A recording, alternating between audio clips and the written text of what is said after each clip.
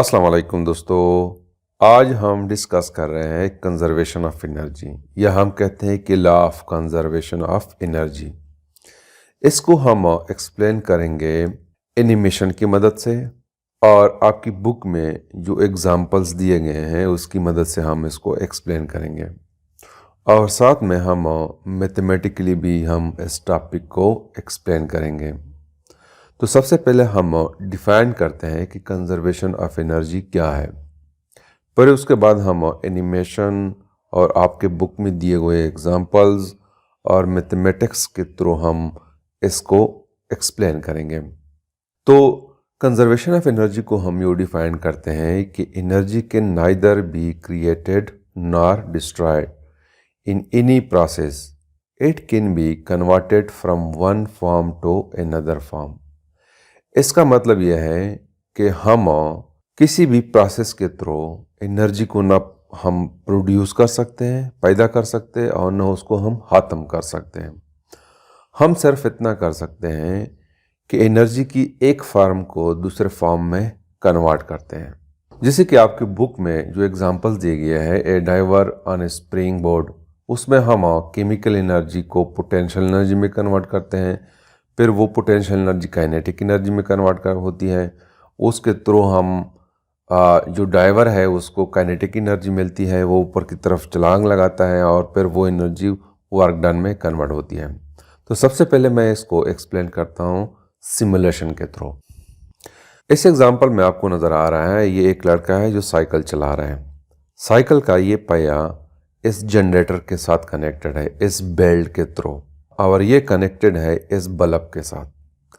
जब ये लड़का साइकिल चलाता है तो मतलब है कि इसके पास जो एनर्जी है वो मैकेनिकल एनर्जी में कन्वर्ट होती है, और ये मैकेनिकल एनर्जी ये इस जनरेटर के थ्रू इलेक्ट्रिकल एनर्जी में कन्वर्ट होती है, जिसके थ्रू ये बल्ब चलता है।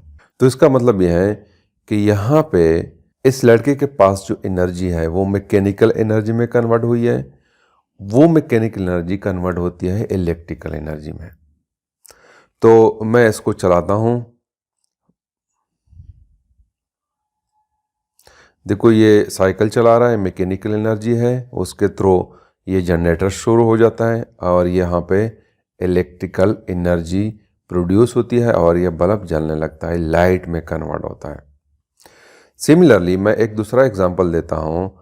अगर इस साइकिल की जगह मैं वाटर कर दूँ, ये वाटर है, यहाँ पे मैं वाटर फ्लो कर दूँ, तो वाटर के पास काइनेटिक एनर्जी है, वो काइनेटिक एनर्जी कन्वर्ट होती है इनटू इलेक्ट्रिकल एनर्जी, और इसके थ्रू ये बल्ब चलने लगता है। सबसे पहले अगर हम इस पाइप को देखें, ये हाइट पे है, तो जब ये हाइट पे है इसका मतलब है कि यहाँ पे वाटर जो है इसके पास पोटेंशियल एनर्जी है।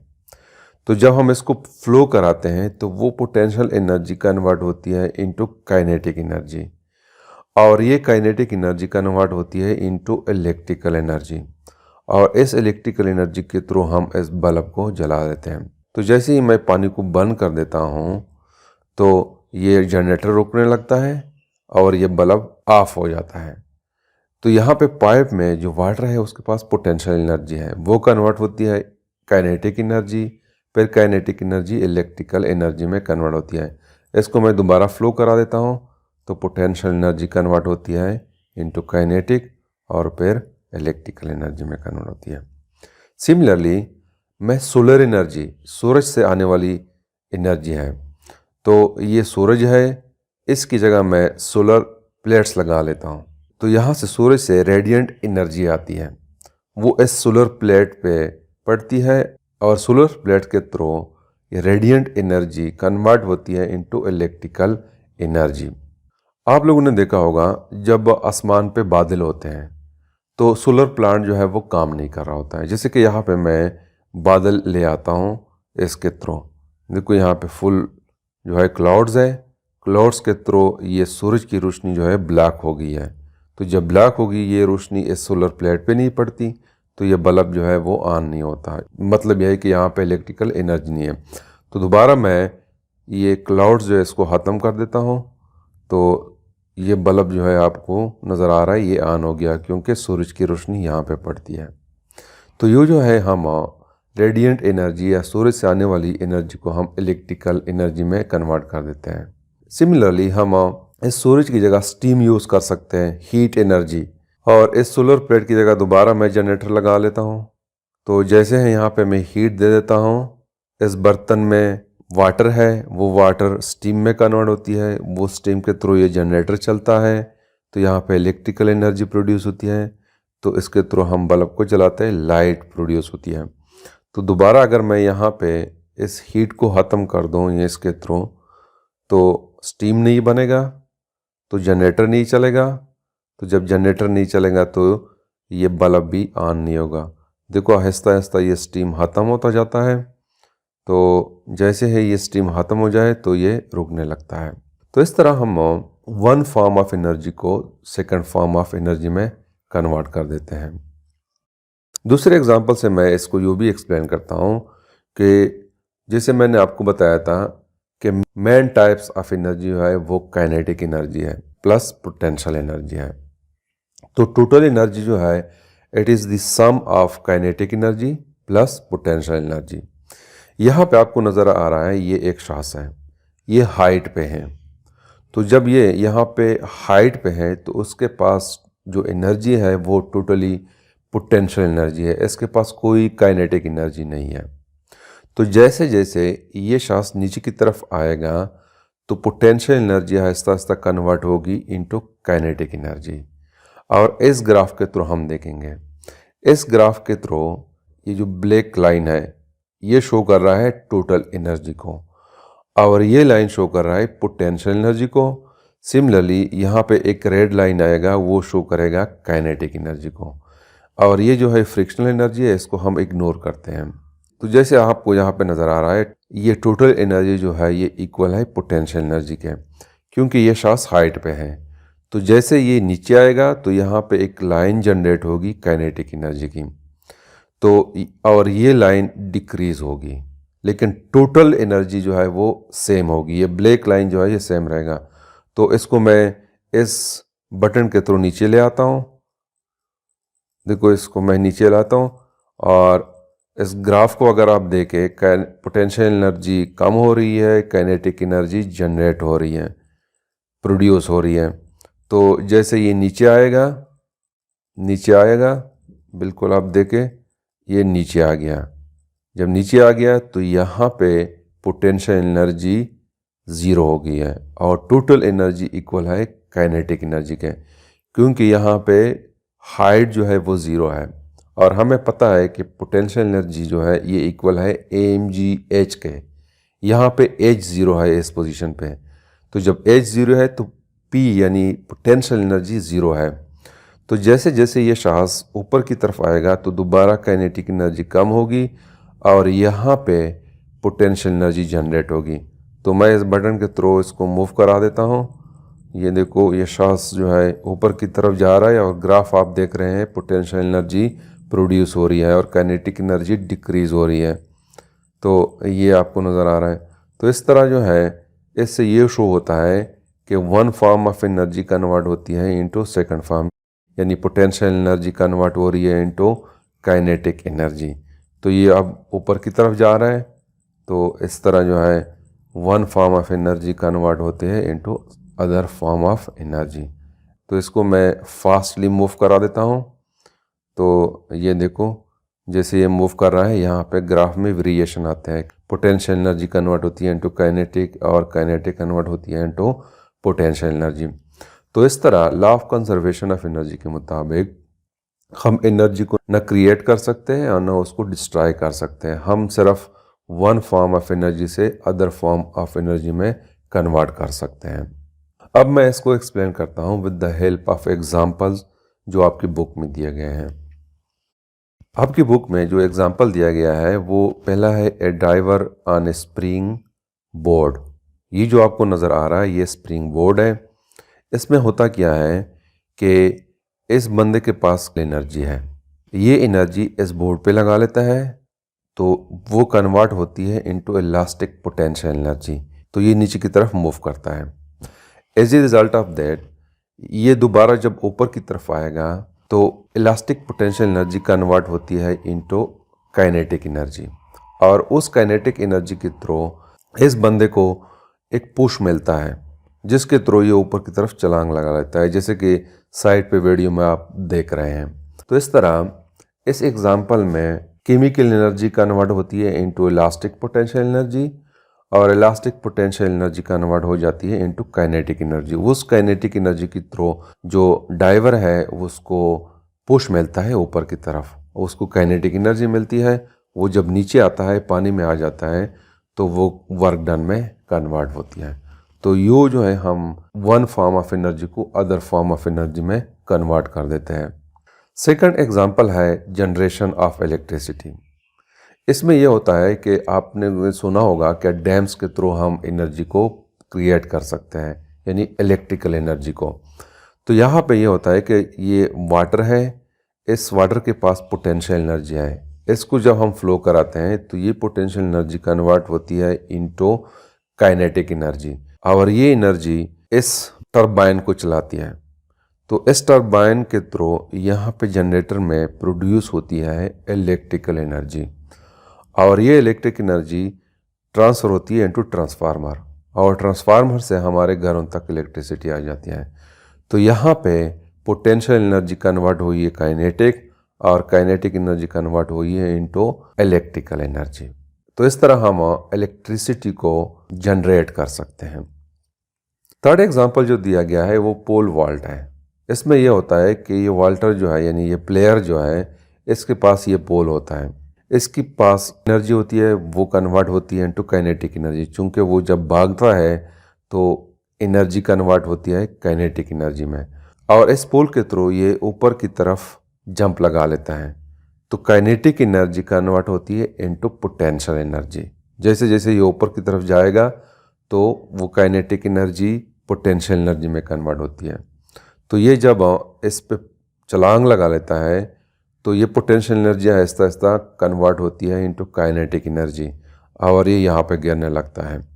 तो यहाँ पे अगर ये स्पंज है, फोम टाइप के हैं, तो वो एनर्जी कन्वर्ट होती है इनटू वर्क डन। तो इस तरह इस एग्जांपल में one form of energy convert हुई है इनटू अदर फॉर्म। अब मैं इसको मैथमेटिकली प्रूफ करता हूँ कि कैसे one form of energy just convert होती है इनटू अदर फॉर्म, लेकिन टोटल एनर्जी जो है वो सेम रहती है। दोस्तों, हमें पता है कि टोटल एनर्जी T जो है it is equal to kinetic energy plus potential energy. तो इसके लिए मैं सपोज करता हूँ कि लेट सपोज हमारे पास एक ऑब्जेक्ट है, वो ऑब्जेक्ट h के हाइट पे है, ज़मीन की सरफेस पे है, जैसे कि आपको यहाँ पे नज़र आ रहा है। तो इस पोजीशन पे हम कैलकुलेट करते हैं इस ऑब्जेक्ट की काइनेटिक एनर्जी और पोटेंशियल एनर्जी। तो सबसे पहले मैं इस पॉइंट पे, यानी पॉइंट A पे मैं काइनेटिक एनर्जी को फाइंड आउट करता हूँ। तो kinetic energy at A point A, this is equal to half mv²। अब चूंकि पॉइंट A पे ऑब्जेक्ट रेस्ट में है तो v जो है वो 0 के बराबर है। तो जब v 0 है तो ये इक्वेशन कंप्लीटली 0 के बराबर हो जाएगा। तो लिहाजा पॉइंट A पे काइनेटिक एनर्जी जो है इट इज़ इक्वल टू 0, और potential energy at A point A it is equal to mgh। अब चूंकि पॉइंट A पे हाइट पे है ऑब्जेक्ट, तो टोटल एनर्जी जो है it will be equal to, यानी total energy it will be equal to 0 plus mgh। तो total energy is equal to mgh। तो यहाँ पे टोटल एनर्जी इसके बराबर है अकॉर्डिंग टू दिस इक्वेशन। इसको अगर मैं इक्वेशन 1 का नाम दे दूँ तो इक्वेशन 1 के मुताबिक यहाँ पे पॉइंट A पे ऑब्जेक्ट की जो एनर्जी है टोटल वो mgh के बराबर है। इसको मैं इक्वेशन 2 का नाम दे देता हूँ। अब हम क्या करते हैं कि इस ऑब्जेक्ट को हम अलाउ करते हैं कि वो नीचे की तरफ आए। जब वो नीचे की तरफ आता है तो मैं सपोज करता हूँ कि वो पॉइंट B पे पहुँचता है। तो पॉइंट बी पे इसकी टोटल एनर्जी मैं फाइंड आउट करता हूँ। तो टोटल एनर्जी जो है it will be equal to kinetic energy plus potential energy. तो चूंकि पॉइंट बी है तो यहाँ पे मैं बी लिखता हूँ और यहाँ पे काइनेटिक एनर्जी जो है ये भी मैं लिखता हूँ कि एट ए पॉइंट बी और potential energy also at A point B.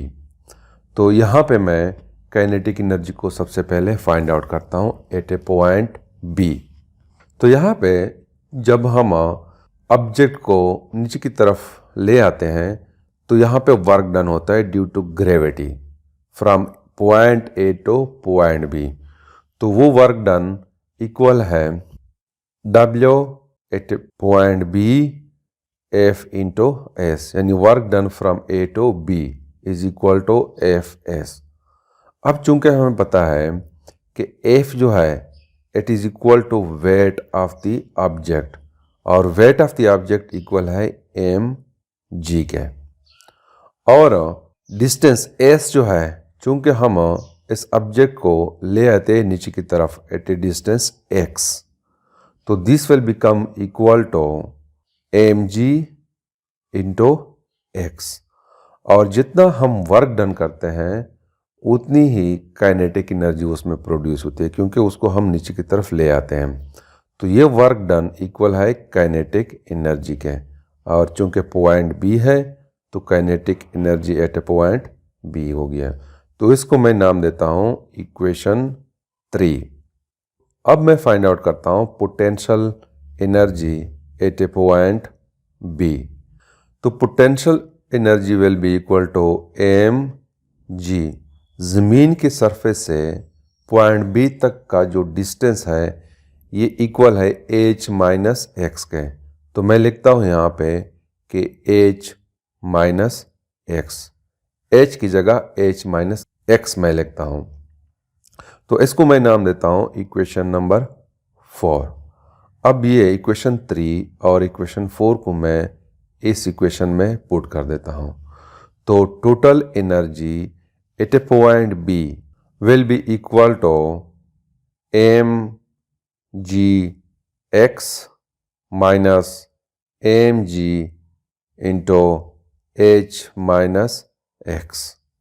तो इसको मैं लिखता हूँ कि it is equal to M G X minus M G H plus M G into X.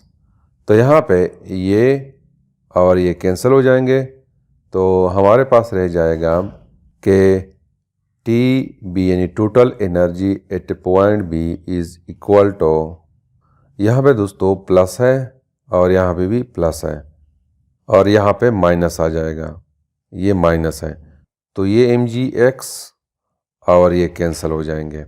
तो हमारे पास रह जाएगा एम जी इंटू एच। तो ये हमारे पास total energy at point B है। अब हम क्या करते हैं कि ऑब्जेक्ट को ले आते हैं पॉइंट सी पे। तो पॉइंट सी पे टोटल एनर्जी को मैं फाइंड आउट करता हूँ। तो total energy at A point C will be equal to kinetic energy at A point C plus potential energy at A point C. तो सबसे पहले मैं kinetic energy at A point C को find out करता हूँ।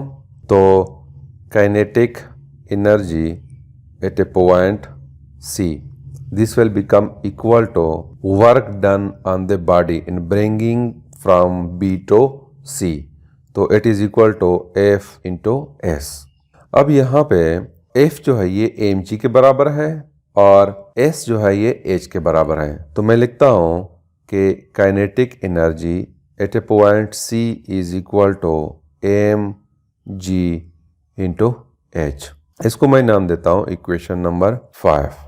यहाँ पे H जो है ये डिस्टेंस है फ्रॉम बी टू सी, तो यहाँ पे काइनेटिक एनर्जी जो है ये इक्वल है एम जी एच पे। अब मैं फाइंड आउट करता हूँ potential energy at A point C. तो potential energy at A point C this will be equal to M G H. जब ऑब्जेक्ट सी पे पहुंचता है तो एज जो है ये ज़ीरो हो जाता है। तो जब एज ज़ीरो हो जाता है तो ये इक्वेशन कम्प्लीटली इक्वल हो जाता है ज़ीरो के।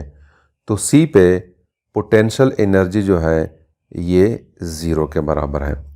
तो यहाँ पे टोटल एनर्जी जो है this will become equal to kinetic energy which is equal to mgh plus potential energy which is equal to zero.